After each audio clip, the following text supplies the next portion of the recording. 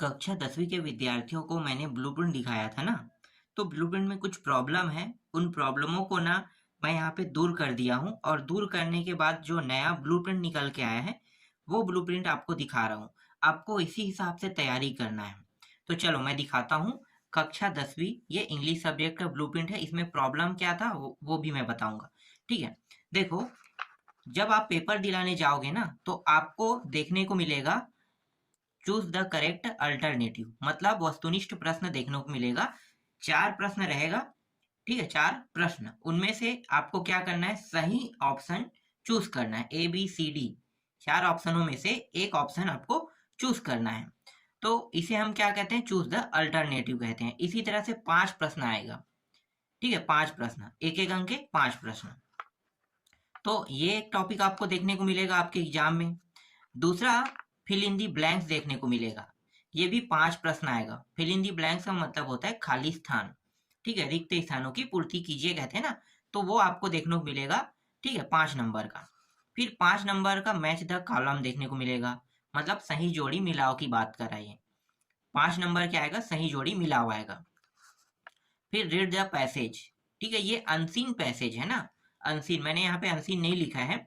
ये ऐसा पैसेज है कि ये आपके पाठ में, जरूरी नहीं है कि ये आपके पाठ से ही लिया गया हो।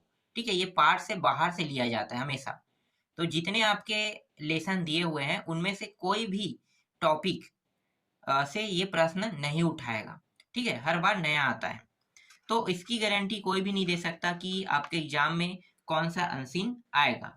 फिलहाल अब तक के तो रिकॉर्ड में वही अनसीन आ रहा है जो कई बार आ चुका है। ठीक है, लेकिन नया पूछ सकता है, इसलिए इसको मैं आपको बनाना सिखा दूंगा, जिससे नया भी आएगा तो भी आप लोग बना लोगे।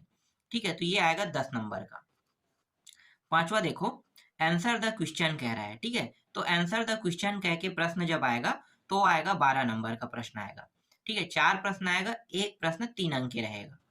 एक प्रश्न 3 अंक के, इसी तरह से 3-3 अंक के 4 प्रश्न, कुल मिलाकर कितना हो गया, 12 अंक का हो गया।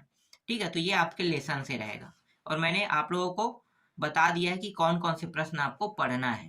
ठीक है, वही प्रश्न आएगा जो मैंने आपको पढ़ने के लिए कहा है। सिर्फ उसी प्रश्नों को पढ़ना, बाकी को नहीं पढ़ना है आपको, और वहीं से प्रश्न आएगा। इसके बाद छठवां जो टॉपिक है वो है नोटिस बोर्ड है। नोटिस बोर्ड भी आएगा। ठीक है, ये नोटिस बोर्ड ना पूरी तरह से एप्लीकेशन जैसे रहता है। हालांकि ये थोड़ा सा अलग तरीके से बनता है, क्योंकि जब हम नोटिस बोर्ड बनाते हैं ना, तो उसमें हम क्या लिखते हैं, जब लेटर लिखते हैं तो टू द प्रिंसिपल ऐसा कुछ लिखते हैं ना, तो ऐसा ना लिख के बीच में हम क्या लिख देंगे, नोटिस लिख देंगे। ठीक है, नोटिस बोर्ड। उसके बाद बताएंगे कि ये नोटिस बोर्ड किस लिए बनाया जाता है। इससे संबंधित मैं प्रश्न ना आपको बता दूंगा। सेम इसी पैटर्न में बताऊंगा, जो मैं अभी आपको ब्लूप्रिंट बता रहा हूँ ना, सेम टू सेम इसी ब्लूप्रिंट के हिसाब से इंपॉर्टेंट प्रश्न बता दूंगा। ठीक है, तो इकाई 6 के बाद देखते हैं इकाई 7 देखते हैं। एप्लीकेशन लेटर, ये एप्लीकेशन लेटर है जो कितने अंक का आएगा, 4 अंक के। ठीक है, नोटिस बोर्ड भी 4 अंक का, एप्लीकेशन लेटर भी 4 अंक के ही आएगा। अब 4 अंक के लेटर में आपको पता चल गया, टू द प्रिंसिपल वाला जो लेटर होता है ना, उसी को हम क्या कहते हैं, या तो हम एप्लीकेशन कहते हैं या तो हम लेटर कहते हैं। ठीक है, तो ये लेटर देखने को मिलेगा। फिर 8वां जो इकाई है, 8वां इकाई में आपको देखने को मिलेगा ऐसे। और ऐसे को अभी अब आर्टिकल नाम दे दिया है। ठीक है तो ऐसे, लेकिन आर्टिकल के नाम से अब संबोधित किया जाता है। तो जरूरी नहीं है कि ऐसे दिया रहे। ठीक है, आर्टिकल भी लिख के आ सकता है। तो दोनों का मतलब यही है कि आप ऐसे आपको लिखना है। कितने अंक के आएगा, 8 अंक के। अब इस ऐसे में मैं आपको सजेस्ट करूंगा कि देखो, हर साल जो ऐसे आता है ना उसी को पढ़ना है। जैसे कि हर साल वंडर ऑफ साइंस का आता है, माई हॉबी का आता है, ठीक है, वैल्यू ऑफ गेम का आता है। तो ये जो इम्पोर्टेंट ऐसे है ना, इन्हीं को पढ़ना है। तो ज्यादातर मैं सजेशन करता हूँ कि आप वंडर ऑफ साइंस का पढ़ लेना, क्योंकि एक पढ़ोगे और वही फंसेगा। तो आपको बहुत सारा पढ़ने की आवश्यकता नहीं है, ये फिक्स रहता है कि वंडर ऑफ साइंस हर साल आता है, मतलब वही आएगा। ठीक है, तो ऐसे 8 नंबर का आपका क्लियर हो जाएगा इससे। फिर डू एज डायरेक्टेड आएगा 5 नंबर का। डू एज डायरेक्टेड मैं आपको बता दूंगा कैसे आता है डू एज डायरेक्टेड, और पूरा पूरा दिखाऊंगा। ठीक है, मतलब समझा भी दूंगा, दिखा भी दूंगा प्रश्नों को कि ये सारे प्रश्न डू एज डायरेक्टेड में आएंगे। इसके बाद देखो, 10वां जो इकाई है इसमें पैसेज है। ठीक है, ये पैसेज है। तो पैसेज जो है ना, ये पाठ वाला पैसेज है ना, 8 अंक के आएगा। 8 अंक के पाठ वाला पैसेज आएगा। ठीक है, पार्ट से संबंधित पैसेज 8 अंक के आएगा। आपको आपके एग्जाम में 2 पैसेज देखने को मिलेगा, एक है अनसीन पैसेज और एक है आपके पार्ट का ही कोई टॉपिक को उठा के पैसेज बना देगा। ठीक है, तो ये 8 नंबर के आएगा। इसके बाद पैराग्राफ है। ये पैराग्राफ है, कुछ टॉपिक दिया रहेगा, 4 या 5 टॉपिक, उन टॉपिकों को जोड़ के ना उसके बारे में कुछ लिखने के लिए कहता है, इसे हम कहते हैं पैराग्राफ कहते हैं। समझ में आ गया? 4-5 पॉइंट रहता है, उन पॉइंटों को पढ़ोगे तो वो पॉइंट क्या कहना चाहता है, और उन जो 4-5 पॉइंटों को अगर जोड़ोगे तो जोड़ के क्या बनेगा, पैराग्राफ बनेगा। ठीक है, कम से कम आपको 50 से 100 शब्दों में लिखना होता है उसके बारे में। ठीक है, तो उसे हम कहते हैं पैराग्राफ।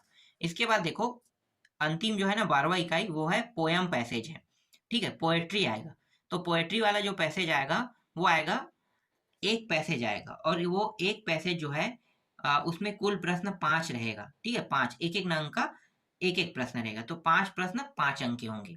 ठीक है, तो इकाई 12 तक के ही आपको देखने को मिलेगा। मैंने आपको पूरी जानकारी आपको बता दिया। ठीक है, मैं आपको एक चीज और दिखा देता हूँ। यहाँ पे देखो, यहाँ पे जो ब्लूप्रिंट दिया है ना, ये वाला ब्लूप्रिंट थोड़ा सा गड़बड़ी है इसमें। ये स्पष्ट नहीं कर रहा है कि आपको पढ़ाई कैसे करना है। अभी मैंने जो बताया ना उसी के हिसाब से मैं आपको बताऊंगा। कुल प्रश्नों की संख्या 17 है। ठीक है, तो 17 प्रश्न ही है। यहाँ पे इकाई के हिसाब से मैंने बताया है, तो इकाई के हिसाब से क्या है कि प्रश्नों की संख्या आपको कम दिखाई देगा। ठीक है, तो प्रश्नों की संख्या कुल 12 टॉपिक से ही आएगा, और 12 टॉपिक को मिलाकर 17 प्रश्न बनेगा। ठीक है, तो आपको इसी के हिसाब से तैयारी करना है, और जल्द ही मैं क्लास शुरू कर दूंगा इसके लिए भी। ठीक है, कि फिल इन दी ब्लैंक्स में कौन कौन सा हम पढ़ सकते हैं, मैथ द कॉलम में किसको पढ़ेंगे, रीड द पैसेज में कौन कौन से। ठीक है, आंसर द क्वेश्चन तो मैंने बता दिया है, नोटिस बोर्ड बताना बाकी है, एप्लीकेशन लेटर बताना बाकी है। ठीक है, बहुत सारे टॉपिक बाकी है, तो 12 टॉपिक मैं आपको बताऊंगा कुल मिला के। ठीक है, जिनमें से एक टॉपिक क्लियर हो गया है आपका, आंसर द फ्लोइंग क्वेश्चन, ये वाला। ठीक है, 12 नंबर का मैंने बता दिया पहले ही, बाकी है उनको भी मैं जल्द से जल्द ढूंढ के आपको बताते चलूंगा।